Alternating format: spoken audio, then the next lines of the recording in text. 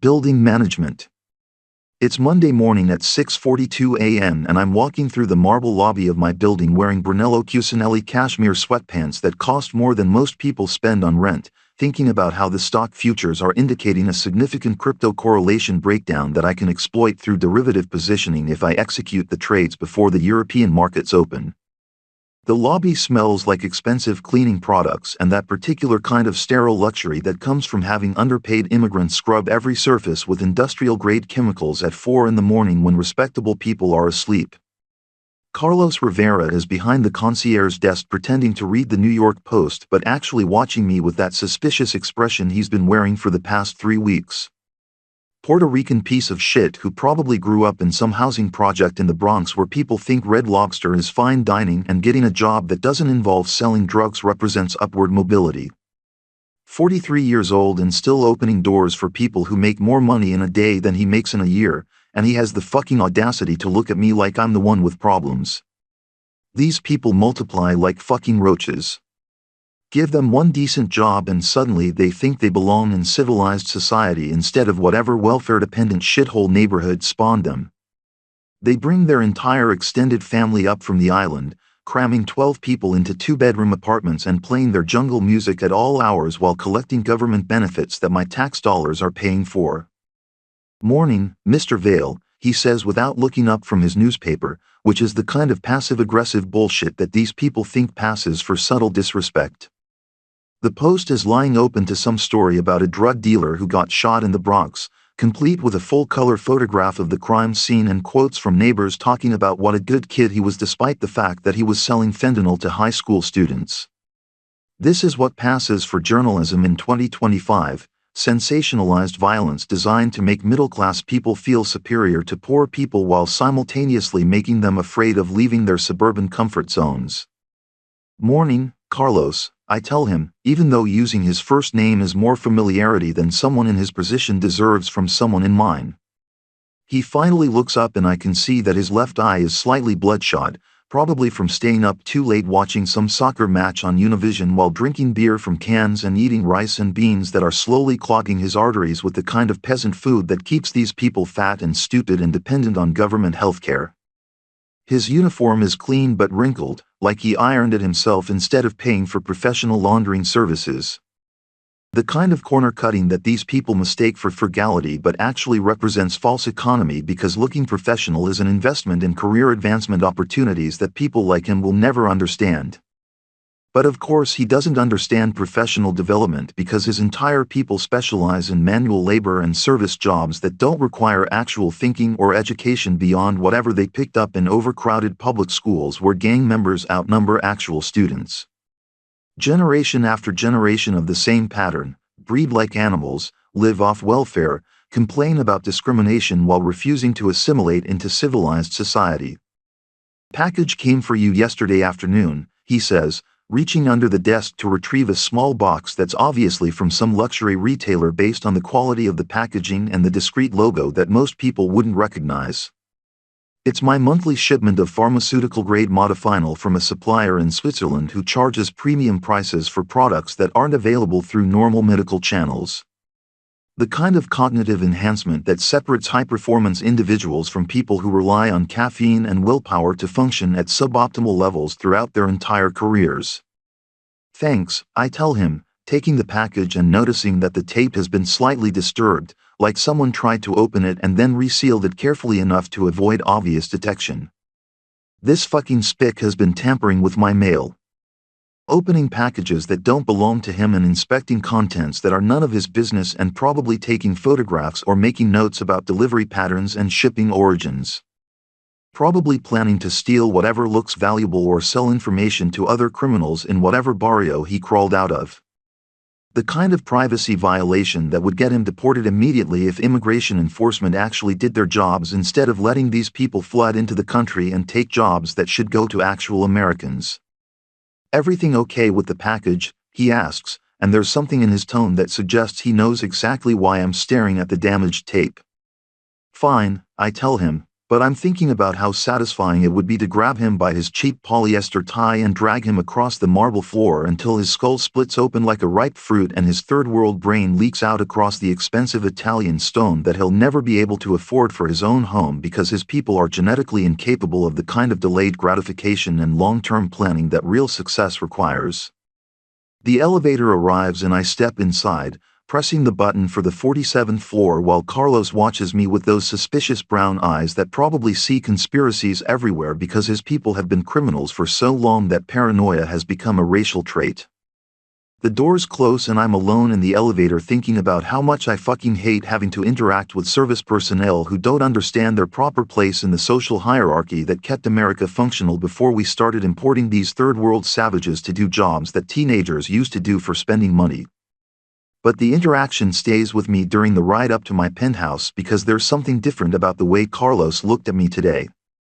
Not just the usual third-world resentment that these people feel toward anyone who's achieved success through actual merit instead of government handouts and affirmative action programs designed to give unqualified minorities jobs they could never earn through legitimate competition.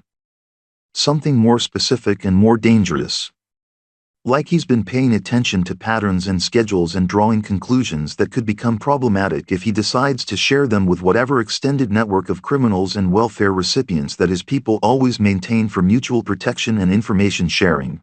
The penthouse is exactly as I left it last night, perfectly clean, perfectly organized, perfectly optimized for maximum aesthetic impact and functional efficiency. Floor-to-ceiling windows overlooking the Hudson River where container ships transport goods manufactured by people who make even less money than Carlos. Furniture that costs more than most people's cars arranged in configurations that maximize both visual appeal and practical utility.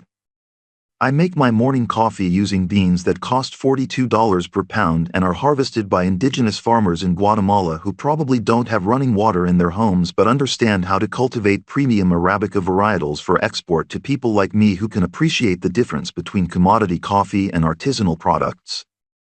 The ritual of grinding and brewing and filtering takes exactly 7.5 minutes, which is time I could spend on more productive activities, but the cognitive benefits of premium caffeine consumption justify the investment.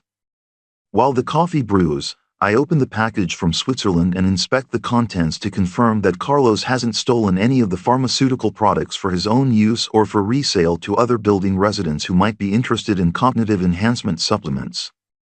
Everything appears to be accounted for, but the fact that he opened the package at all represents a serious breach of professional boundaries that needs to be addressed through appropriate channels.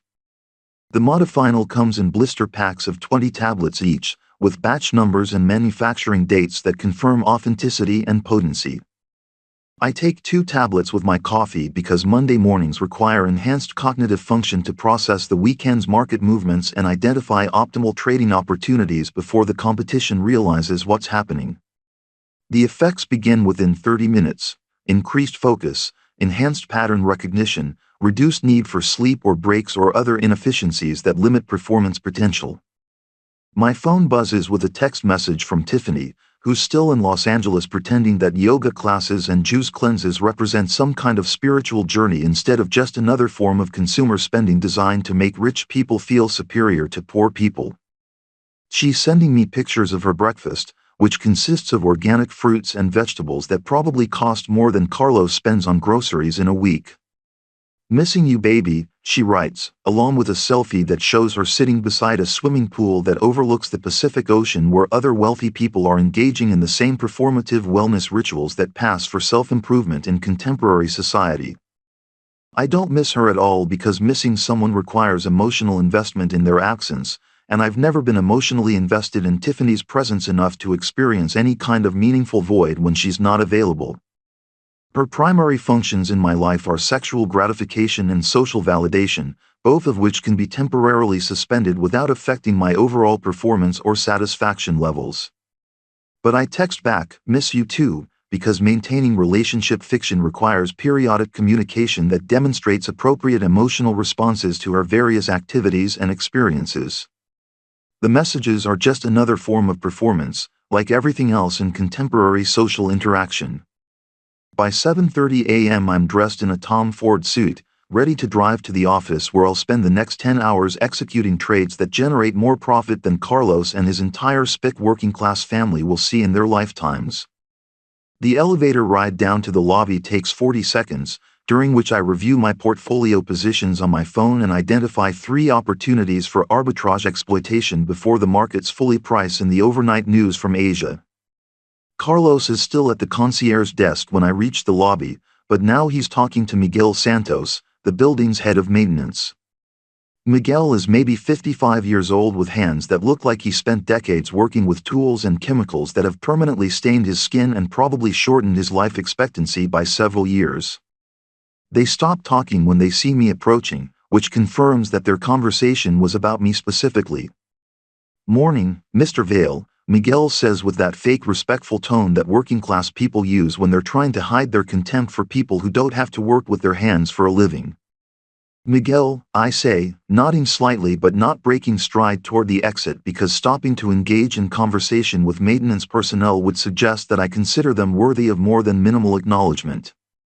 But as I pass their position, I hear Carlos say something in a lower voice that I can't quite make out. Probably in Spanish because these people refuse to assimilate into American culture and insist on maintaining their primitive tribal languages instead of learning to communicate like civilized human beings. Something about packages and schedule and keeping an eye on things. The kind of third world conspiracy thinking that comes from having too much time and too little education and too much exposure to whatever criminal networks these people maintain in their ethnic enclaves where American laws don't apply and tribal justice prevails. The Cybertruck is parked in my reserved space in the underground garage, looking like a piece of advanced alien technology surrounded by the conventional luxury vehicles owned by other residents who lack the vision to invest in truly innovative automotive design. Tesla stock has been volatile lately because Elon Musk keeps making statements that cause regulatory concerns, but the Cybertruck itself remains the perfect vehicle for someone who wants to communicate wealth and technological sophistication without appearing ostentatious. I drive out of the garage thinking about Carlos and Miguel and their little third world conference about my personal business.